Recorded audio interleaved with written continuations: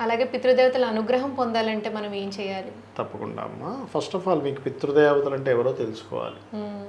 అసలు ఎవరు పితృదేవతలు అంటే అదొక అదొక సబ్జెక్ట్, అంటే అదొక గణాలు ఉన్నాయి పితృదేవతలు. అందరూ ఏమనుకుంటారంటే ఇప్పుడు మన తాతలు తండ్రులు వీళ్ళేనేమో పితృదేవతలు అనుకుంటారు. వీళ్ళు కాదు, గుర్తుపెట్టుకోండి. వీళ్ళు మన తాతలు తండ్రులు ముత్తాతలు. వీళ్ళు పితృదేవతలు అనేటువంటిది ఎవరైతే ఉన్నారో వారు ఎక్కడుంటారు అంటే మనకు శాస్త్రంలో చెప్పినటువంటిది నైరుతి భాగంలో కుడివైపు ఉంటారు, అంటే నైరుతి భాగంలో ఉంటారు. అందుకే మనకి వాస్తులో కూడా పితృస్థానము అంటారు.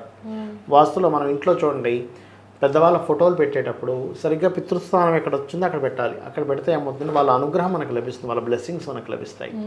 రైట్. అయితే ఇప్పుడు పితృదేవత అనుగ్రహం కలగాలంటే ఏంటో చెప్తాను నేను మీకు. చాలామందికి అంటే ఒక 90% పీపుల్ తెలుసు, కానీ ఒక